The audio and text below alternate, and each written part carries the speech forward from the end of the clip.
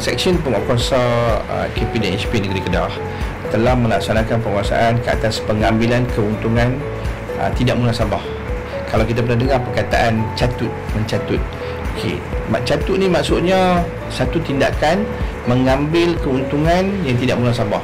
Jual satu barang, okey, barang tu diletakkan harga, kalau kita tengok di tempat ni mungkin harga satu amount, tapi yang kebetulan syarikat ni ataupun kedai ni meletakkan harga yang tidak munasabah. Okey, kita akan mengambil tindakan penguatkuasaan, tindakan di bawah akta mekanisme untuk menentukan keuntungan tinggi yang tidak munasabah 2018 yang mula berkuasa sejak 6 Jun 2018.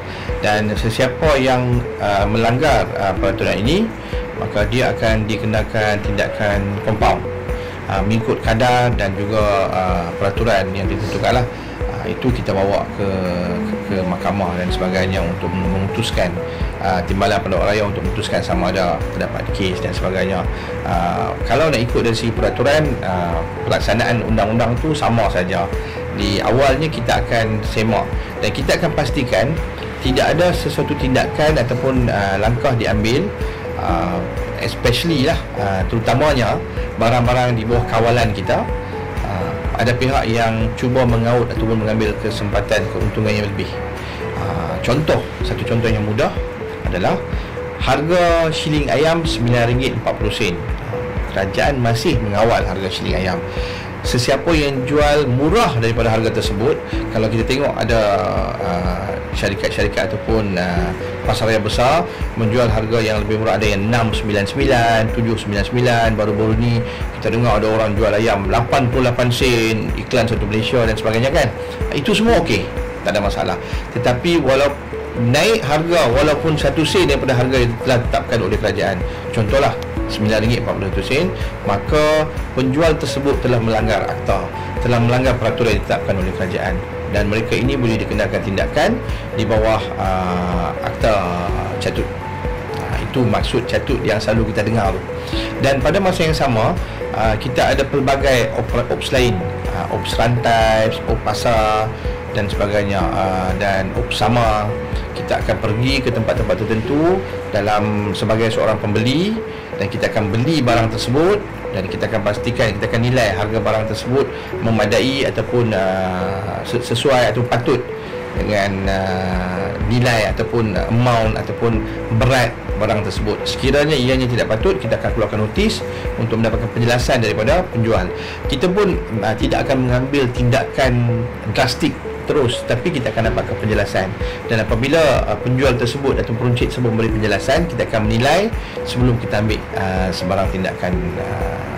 Dan Seksyen 21 Akta Kawalan Harga Barang yang dikuatkuasakan mulai 2011, kita laksanakan kepada semua peringkat, dan sehingga sekarang di Kedah ini kita telah mengenakan kompaun sebanyak 37,200 di seluruh negeri Kedah.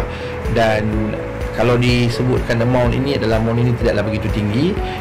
Kenapa? Kerana kita memastikan bahawa penjual, peruncit tidak melanggar peraturan tersebut. Apa yang kita buat adalah kita memberi pendidikan, teguran, nasihat. Kita bukanlah satu agensi yang ingin menangkap, menghukum. Kita cuba sedaya upaya untuk memastikan mereka tidak melanggar peraturan tersebut. Tetapi sekiranya mereka langgar juga peraturan tersebut dan kita tidak ada pilihan, terpaksa melakukan tindakan. Di antara perkara-perkara lain yang boleh saya sebutkan di sini adalah tidak meletakkan tanda harga, meletakkan harga melebihi daripada tanda harga, ataupun kadang-kadang kita lihat harga yang diletakkan ditambah. Contohnya harga perkhidmatan. Kalau perintah pergi ke kedai-kedai ataupun tempat-tempat makanan yang besar, yang 5 bintang, 4 bintang ni, dia sebut service charge perkhidmatan. Kita tidak mengadu terdapat charge tersebut, dan charge itu adalah untuk perkhidmatan diberikan. Kadang-kadang kita tanya, kita kena beratur dan beli barang tersebut, ambil barang tersebut, duduk dan minum. di mana cas perkhidmatan tersebut. Okey. Dan apabila kita pergi ke kedai runcit, kadang-kadang kita dikenakan cas pengangkutan, kan? Kita buat aduan. Sepatutnya tidak dikenakan cas pengangkutan. Sebagai pengguna, kita boleh lihat yang mana kita tidak mempunyai pilihan. Saya neutral. Saya cuma beri, saya pun pengguna, jadi saya cuma beri contoh untuk kita renung sama-sama. Kita pergi ke kedai 5 star, ada aircon dan sebagainya, kita dikenakan cas perkhidmatan, tapi kita berkhidmat untuk diri sendiri. Kita beratur beli makanan, duduk makan dan balik, tapi ada cas perkhidmatan, betul? Pada masa yang sama kita pergi kedai runcit di tepi jalan contohnya, dikenakan cas tertentu, tapi kita mengadu, kita komplain. Sama juga satu lagi senario adalah kita pergi beli barang di tepi jalan, kita minta diskaun. Barang yang dijual tu kita minta diskaun. Bolehkah kita buat benda yang sama di pasar yang besar, harga tetap, sedangkan harga dia mahal? Ini adalah satu perkara yang perlu difikirkan oleh pengguna. Kalau kita dalam situasi makcik-pakcik yang jual di tepi jalan itu, kita memang ada pilihan. Kalau mudah cakap, kok mana pun kita ada pilihan. Kita boleh pilih sama ada kita mau beli ataupun tidak beli. Kita pergi kat dalam lebuh raya, kita singgah R&R, kita nak beli barang di R&R tersebut, kita nak beli makanan dan R&R tersebut. Adakah kita bertanya dahulu, berapakah harga barang ini? Berapakah harga nilai barang ini? Mungkin dia ada tanda harga, tapi kita tak tanya. Kita beli dan kita minum. Selepas kita minum, kita sebut, mahalnya. Di mana peranan kita sebagai seorang pengguna? Di mana peranan kita sebagai seorang pembeli? Di sinilah kita kena gunakan kuasa peranan, dan kita tidak ada halangan. Kita ada hak untuk bertanya, berapa harga barang ini? Berapa harga benda ni? Berapa harga makanan ini? Berapa harga seekor ikan? Berapa harga setengah? Berapa harga nasi kosong contohnya? Kita berhak untuk bertanya, dan kita berhak untuk menentukan sama ada kita mahu beli ataupun tidak mahu beli.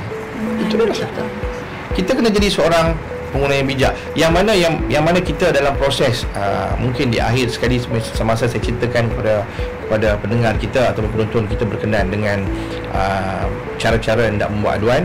Dan kita juga ada satu program yang kita telah rancang dan diadakan. Kita ingin berjumpa dengan seluruh penduduk negeri Kedah melalui program Jelajah Kepenggunaan Kedah 2022. Selain itu, penguatkuasa kita memeriksa pelbagai perkara. Akta Seksyen 8, Seksyen 8 Akta Kawalan Bekalan 1961, di mana stok barang kawalan di bawah Seksyen 15 EKB 1961. Okey, untuk nak laksanakan semua kawalan-kawalan penguatkuasaan, mematuhi akta dan sebagainya, pencatutan dan sebagainya, kita tidak akan dapat laksanakan semua tugas itu bersendirian. Kita memang dapat kerjasama yang rapat, kerjasama yang erat daripada agensi-agensi lain, agensi-agensi penguatkuasaan lain seperti Kastam, Polis Diraja, Angkatan Tentera. Mereka ini semua sangat membantu dan saya mengambil kesempatan mengucapkan terima kasih. Kita juga orang kata wajib mengucapkan terima kasih kepada ramai pengguna. Yang ada pengguna yang sangat prihatin, ada pengguna yang sangat bijak seperti yang Puan Intan sebut tadi, ada pengguna yang sangat alert dengan apa yang berlaku di sekeliling dia. Dan pengguna-pengguna ini, kalau kita lihat netizen ni banyak mengadu di dalam Facebook, banyak mengadu dalam Instagram dan sebagainya. Tapi kita tengok satu kumpulan pengguna ni pula, mereka banyak membantu, memberi jalan, memberi cadangan apa yang patut buat, memberi arahan. Dan untuk makluman Puan Intan, sekiranya kita menerima aduan, kita nanti saya akan sebut berkenaan aduan daripada mana-mana pengguna, dan aduan itu adalah berasas, kita akan ambil tindakan ni, saya bagi jaminan dalam masa 24 jam. Kalau kita terima aduan itu di sebelah pagi, kita akan ambil tindakan hari yang sama juga, tak sampai 24 jam. Tapi kalau aduan itu datang selepas waktu pejabat ataupun dah lewat, esok kita akan pastikan premis tersebut kita lawati. Ini janji saya, dan sehingga hari ini kita punya skor 100%. Apabila kita terima aduan, unit operasi kita, penguatkuasaan kita akan terus ke tempat tersebut. Kita akan buat penyamaran, kita akan buat pemeriksaan, dan ada yang kita berjaya untuk ialah seperti saya katakan tadi, kita memberi amaran, kita keluarkan notis tertentu di bawah akta tertentu, kita mengambil tindakan pencegahan dan sebagainya. Kita terus tidak jatuh hukum. Mungkin kadang-kadang benda ni berlaku, kadang-kadang benda ni berlaku di luar daripada pengetahuan peruncit tersebut, penjual tersebut. Jadi kita beri peluang kepada mereka untuk sedar apa yang sedang berlaku dan mengambil iktibar. Itu cara kita melaksanakan tanggungjawab pengawasan kita, dan alhamdulillah dengan cara tersebut kita berjaya untuk mengawal di negeri Kedah ini. Dalam keadaan ini saya perlu serahkan kepada pengguna untuk menyatakan perkara ini, tapi di peringkat saya, peringkat rakan-rakan saya di KPDNCP Kedah, kita berada dalam keadaan kalau dikirakan dari 100%, 90% dan ke atas. Jarang berlaku catut, jarang berlaku barang tidak cukup, jarang berlaku tindakan-tindakan yang melanggar peraturan dan sebagainya. Kerana satu saja formula kita pergi dulu sebelum perkara itu berlaku. Kita nasihat dulu sebelum perkara itu berlaku. Kita ambil langkah pencegahan dulu sebelum perkara itu berlaku. Setakat sekarang alhamdulillah, saya juga perlu menjadikan terima kasih kepada rakan-rakan peniaga runcit dan juga penggilam untuk for that matter, kerana mereka banyak memberi kerjasama kepada kita.